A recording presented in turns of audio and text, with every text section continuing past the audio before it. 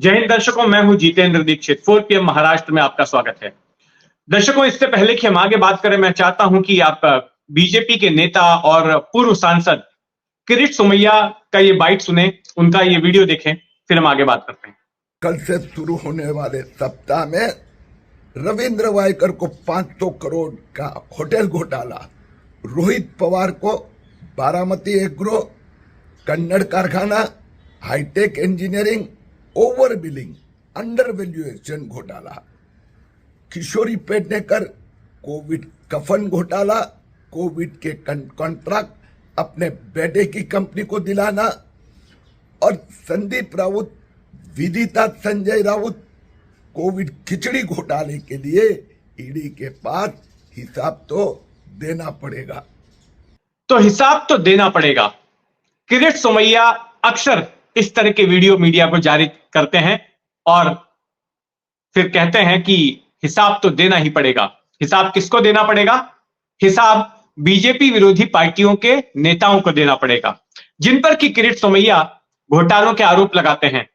उनके खिलाफ मुंबई पुलिस की इकोनॉमिक ऑफेंसेस विंग में और फिर एनफोर्समेंट डायरेक्टरेट में, केंद्रीय एजेंसियों में शिकायत करते हैं, और फिर जब उनकी पेशी होने वाली होती है तो इसी तरह का वीडियो जारी करके किरीट सोमैया कहते हैं हिसाब तो देना ही पड़ेगा। अच्छा, इस तरह से हिसाब तो देना ही पड़ेगा, किरीट सोमैया अब से 1.5-2 साल पहले कुछ ऐसे नेताओं के बारे में भी बोलते थे जो बाद में शिंदे गुट में चले गए या फिर बीजेपी के साथ हो लिए। हिसाब तो देना ही पड़ेगा, ये किरीट सोमैया प्रताप सरनाइक शिवसेना विधायक के बारे में भी बोलते थे, जो बाद में एकनाथ शिंदे के साथ चले गए। हिसाब तो देना पड़ेगा, ये बात भावना गवली के बारे में भी, शिवसेना की जो सांसद हैं उनके बारे में भी बोलते थे, फिर बाद में वो शिंदे गुट में चली गई।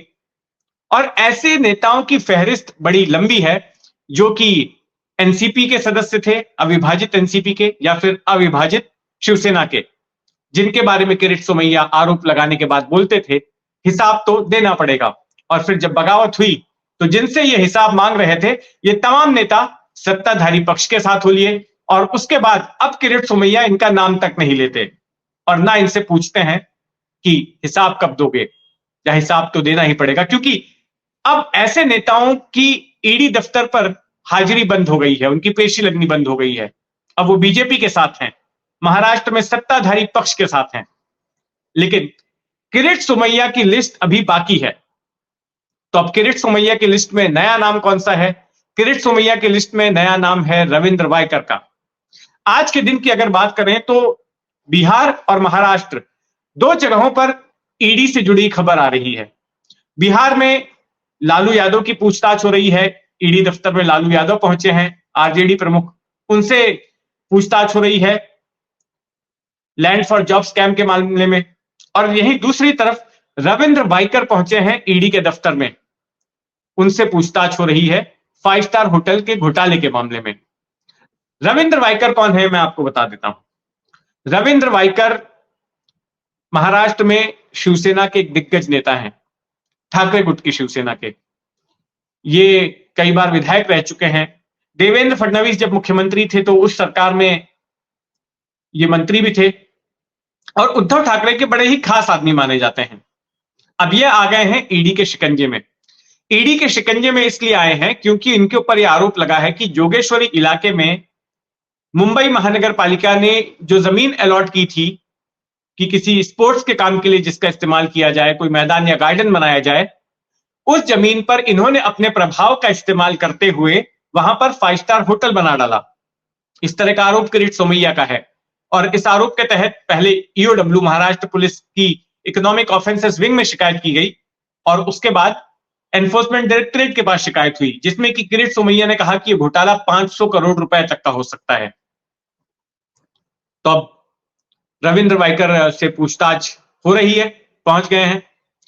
तो ये उद्धव ठाकरे के खास हैं रविंद्र वायकर, जिन पर की गिरफ्तारी की तलवार लटकी है। इससे पहले उद्धव ठाकरे के बेटे आदित्य ठाकरे के खास सूरज चौहान को भी ईडी ने गिरफ्तार कर लिया था। उन पर आरोप लगा खिचड़ी घोटाले में शामिल होने का।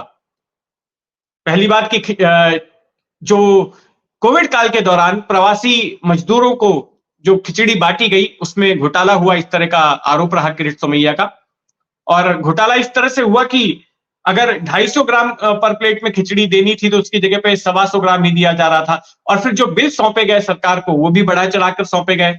तो इस घोटाले का पैसा जो है सूरज चौहान को मिला, इस तरह का आरोप लगा इनके ऊपर। और फिर ईडी ने मामला दर्ज किया, उनकी गिरफ्तारी हुई। तो फिलहाल सूरज चौहान आदित्य ठाकरे के खासम खास जेल में है। अब ऐसा लग रहा है कि उद्धव ठाकरे के भी खासम खास आदमी को जेल में डालने की तैयारी हो रही है।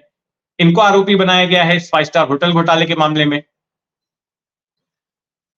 तो ये एक बड़ा नाम है जो इस वक्त ईडी के शिकंजे में है। अब से 3 दिनों पहले ही रोहित पवार के साथ में पूछताछ हुई, शरद पवार के पोते के साथ। उनसे पूछताछ हुई, बारामती एग्रो नाम की उनकी जो कंपनी है उस पर घोटाले का आरोप लगा कि किस तरह से जो सहकारी चीनी मिले हैं उसमें घोटाला हुआ, उनको कैसे औने पौने दामों पर खरीदा गया, नीलामी के नियम वगैरह ताक पर रखकर। और इसलिए उनकी पूछताछ हुई। उनसे करीब 12 घंटों तक ईडी के दफ्तर में बुलाकर पूछताछ की गई रोहित पवार से। और अब वापस से उनको बुलाया है, 1 तारीख को फिर से उन्हें जाना है। और जिन जिन लोगों को और सम्मन भेजा गया है, जिनको ईडी के सामने हाजिर होना है, उनमें से एक है किशोरी पेडनेकर, जो कि कोविड काल के दौरान मुंबई की मेयर थी।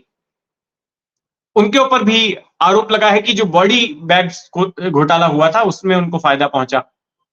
बॉडी बैग घोटाले में ये हुआ था कि कोविड काल के दौरान बहुत सारे लोगों की जब मृत्यु हुई थी तो उनके शवों को डिस्पोज ऑफ करने के लिए जो बॉडी बैग्स मंगाए गए थे उनको बड़े ही महंगे दामों पर, बढ़े हुए दामों पर बीएमसी ने खरीदा था। तो उस मामले की जांच भी ईडी कर रही है। तो उस सिलसिले में इसी हफ्ते किशोरी पेडनेकर को हाजिर होना है। पहले भी उनको सम्मन भेजा गया था लेकिन उन्होंने समय मांग लिया। संजय राउत के भाई संदीप राउत, उनको भी सम्मन भेजा गया है। उन पर भी गिरफ्तारी की तलवार लटक रही है और उनको भी ईडी के सामने हाजिर होना है पूछताछ के लिए। उन पर भी खिचड़ी घोटाले में शामिल होने का आरोप है कि खिचड़ी घोटाले का जो काला पैसा है वो उनके पास पहुंचा। तो उस सिलसिले में जांच हो रही है। तो ये तमाम लोग हैं जो कि फिलहाल ईडी के शिकंजे में हैं। इसके पहले भी ईडी कई लोगों को अपना निशाना बना चुकी है, बीजेपी विरोधी पार्टी के नेताओं को। संजय राउत, उनको जेल जाना पड़ा। नवाब मलिक, उनकी गिरफ्तारी हुई। नवाब मलिक एनसीपी के नेता जो फिलहाल जमानत पर बाहर हैं। अनिल देशमुख की गिरफ्तारी हुई, ईडी ने भी गिरफ्तार किया और सीबीआई ने भी गिरफ्तार किया। तो ऐसे में अब जो विपक्षी पार्टियां हैं, जो महाविकास आघाड़ी है, उसका यही आरोप है कि बीजेपी हमारी पार्टी में फूट डालने के लिए इस तरह से केंद्रीय एजेंसियों का दुरुपयोग कर रही है, उन पर दबाव डाल रही है, गिरफ्तारी की तलवार दिखा रही है। और ऐसे में कई नेता डरे हुए हैं और डर के मारे कईयों ने अपनी पार्टी को छोड़कर सत्ताधारी गठबंधन के जो घटक दल है उनके पास चले गए। तो देखते हैं कि आगे क्या मोड़ लेती है महाराष्ट्र की राजनीति, आगे क्या कुछ होता है, उस पर हमारी नजर बनी रहेगी। आपका इस खबर पर क्या सोचना है कमेंट बॉक्स में जरूर लिखकर बताइएगा। और अगर आपने अब तक इस चैनल को सब्सक्राइब नहीं किया है तो सब्सक्राइब कर लें। जय हिंद।